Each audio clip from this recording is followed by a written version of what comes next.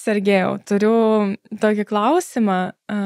Tiesiog situacija yra. Žodžiu, pardavinėjau dabar būtą ir tame būte yra atliktas remontas ir yra kelios sienos tiesiog nugriautos, bet bilutė nėra pakeista. Tai klausimas yra toks. Ar galima su tokia bilutė, tiksliau, ar įmanoma gauti paskolą? Jeigu aš teisingai supratau klausimą, yra, kaip yra remontai dviejų rūšių. Viena, kai yra nekonstruktyvas, nenešinčios sienos, kai nereikia jokio projekto ir dažniausiai sutvarkyti dokumentus nėra sunku. Šitas atvejis taip. Būna atvejai, kai yra sunku sutvarkyti, nes nebuvo gautas leidimas, nebuvo suderinta.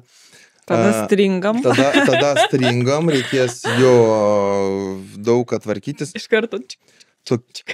Bet bankai visada paprašys, jeigu vertinime ar kažkur jie pastebės, kad yra neatitikimų, bankas paprašys pirmą sutvarkyti visus dokumentus oficialiai, nes tai yra rizika. Rizika, kad, sakysim, negalės priduoti, paskui nedaug dievė sakys atstatyti, dar kažką. Bankas nenori prisimti ant savęs tokios atsakomybės. Ne tik bankai, iš tikrųjų, ir unijos dažniausiai irgi taip pat reaguoja. Aišku, gali būti, kad kažkas nepastebės kažko, bet, dažniausiai gal buvo siena, nėra sienos. Tokia, žinai. Bet dažniausiai atveju dar notaras būna, sako, jūs matėt, kad čia va taip ar taip. Viskas būna žmogiškasis faktorius.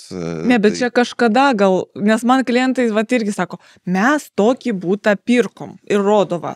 Mes tokį ir pirkom, kad čia ir čia nėra sienos. Bet man pirko tai, pažiūriu, prieš 15 metų. Tai čia kitaip dirbo. Tai va aš sakau, kad va tada ir reikėjo, parduoti ir parduotumėt su tais pačiais dokumentais. Sako, o tai kaip čia taip notaras, vos nepraleido su tokiais dokumentais. Aš sakau, žiūrėkit, čia buvo prieš 10-15 metų, tada buvo kaip ir, notarui, kaip sako, netrūkdė, aš nežinau kodėl. Bet sakau, dabar vertintojas nepraleis. Reikia sutvarkyti. Čia jau gaunasi, netvarkingi dokumentai. O ta bilutė, čia nėra problema. Jeigu tikrai, kaip Sergejus sako, nepajudintos tos sienos nešančios, kur reikia jau kitokių leidimų ir taip toliau. Jeigu tiesiog, praplatino durys, nežinau, kažkokį ten, tiesiog nuėmė, nežinau, padaro, tarkim, kur virtuvės duris, padaro tokią nišą.